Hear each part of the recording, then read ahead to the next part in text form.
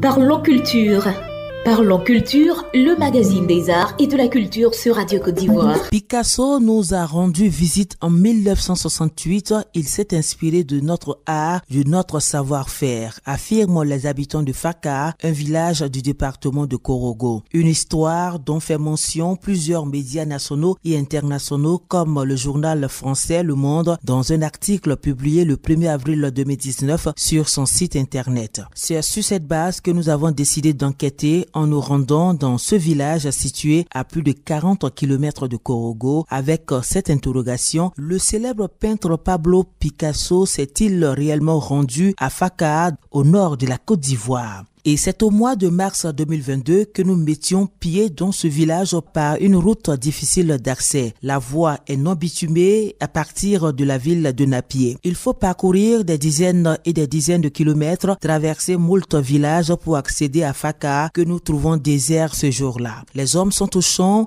les activités ne marchent plus, les peintres ont changé de métier, les touristes se font rares, difficile donc de nourrir sa famille avec ses toiles. Faka, autrefois célèbre de par ses peintures sur toile de coton, vit dans le passé. Un souvenir dominé par celui du célèbre peintre qui leur aurait rendu visite 2 fois. La première fois en 1965 et la deuxième fois en 1968 au dire de Souro Navaga, un vieillard qui dit avoir côtoyé l'homme. Quand il est venu, il travaille, il dort ici. Quand il avait une semaine, il est parti. Il est revenu encore. Il travaille, il s'habille. Il est venu voir. Il a dit, est-ce que lui peut prendre? Le vieux a dit oui, tu peux prendre. Il a coupé un morceau et puis il a lui montré comment on fait le dessin. Donc il a travaillé. Il a venu trouver que vraiment, Faka a qualifié devant elle. Il a comparé.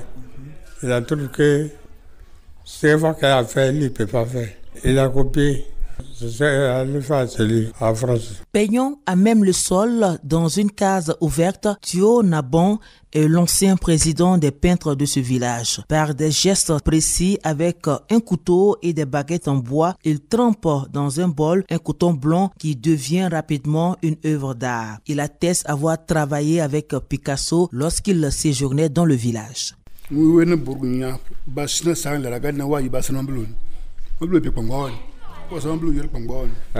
lui a vu Picasso dormait nu. Des fois, s'il y a la chaleur, il dort dans sa voiture. La voiture était il gardait dans le cimetière là-bas. C'est là-bas la voiture était. Donc s'il dort dans la maison, s'il fait chaud, il vient, il dort dans la voiture.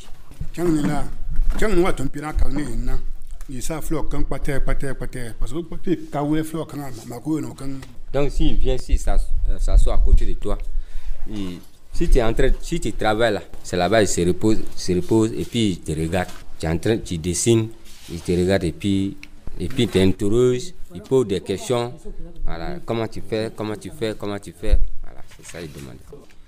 1965-68, il était là. Il était pieds nus, sans habit.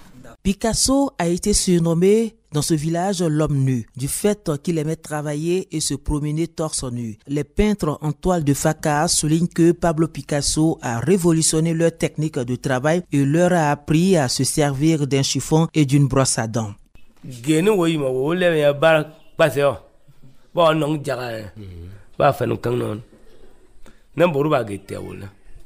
Avant, on utilisait avec le kirda. Maintenant, c'est grâce à Picasso qu'on a utilisé brosse à dents avec le chiffon. Il ne porte pas habit à cause de la chaleur. Voilà. Donc, il ne porte pas habit. Donc, nous, on l'appelait en sénifo Namboru, qui veut dire sans habit. C'est le nom Namboru que tout le village connaît.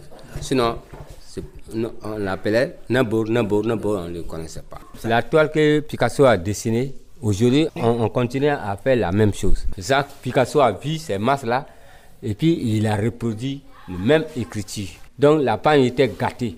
Donc on a reproduit la même chose.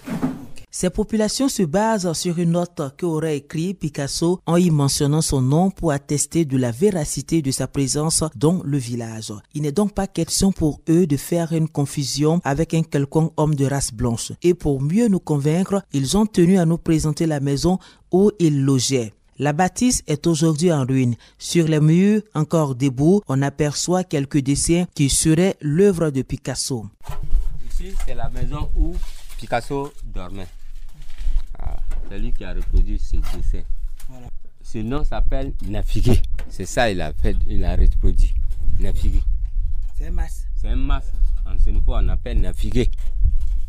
C'est ça il a reproduit. Voilà. Il dormait dans le 3e salon. Okay. Seul.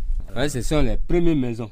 C'est les premières maisons. Nous-mêmes, on n'était pas encore nés. C'est les années 50. Selon Wikipédia, Pablo Picasso est né le 25 octobre 1881 en Espagne et mort le 8 avril 1973 à l'âge de 91 ans. En 1968, date à laquelle il se serait rendu à Fakar, il avait 87 ans. Effectuer un tel voyage à cet âge, une hypothèse que beaucoup mettent en doute. Tout au long de notre investigation, nous avons saisi une opportunité au Sénégal. En avril 2022, une exposition inédite au musée des civilisations noires de Dakar a été initiée autour de la thématique Picasso à Dakar 1972-2022. Elle regroupe des œuvres de l'artiste issu du musée Picasso de Paris ainsi que des œuvres africaines du musée du quai Branly Jacques Chirac et du musée Théodore Monod de Dakar. Une exposition au cours de laquelle sur les antennes du RFI, Guillaume de Sardès, l'un des commissaires de l'exposition et par ailleurs directeur du développement du nouveau musée national de Monaco, a affirmé Picasso s'est intéressé tout au long de sa vie à l'art africain puisqu'il a collectionné de l'art africain. Grâce à des confrères sénégalais, nous avons pu le joindre au téléphone et selon lui, Picasso n'est jamais venu en Afrique. Picasso n'était pas un grand voyageur,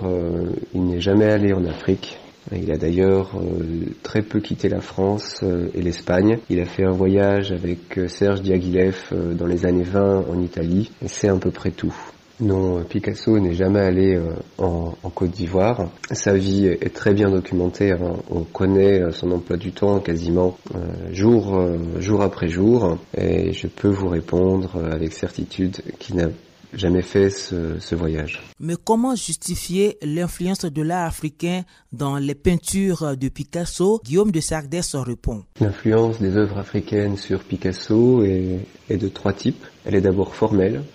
Picasso a pu donner, j'en ai parlé, l'aspect de masque aux figures des demoiselles d'Avignon. Il a pu s'inspirer de la forme des yeux, de la forme des nez.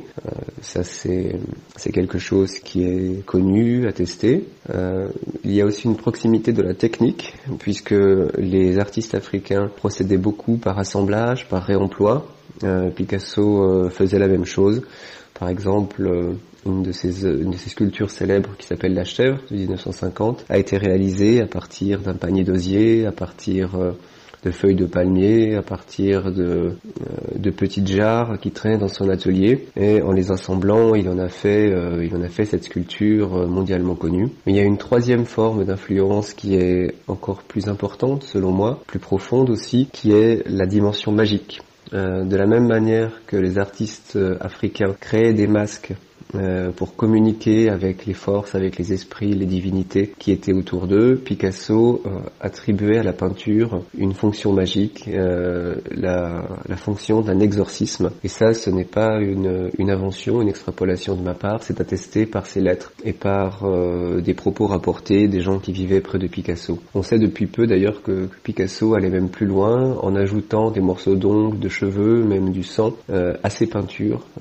Ces morceaux, de corps, si je puis dire, qui venaient de ses proches. Et là, on voit bien que Picasso était à la fois un artiste, mais aussi un sorcier en un sens. Approcher l'État de Côte d'Ivoire à travers la Direction générale du tourisme et des loisirs de Korogo affirme que des investigations sont en cours par le gouvernement pour confirmer ou infirmer cette assertion. Pour l'heure, il serait difficile d'affirmer que Pablo Picasso a été à Fakar. Kamuna Désiré est le directeur général.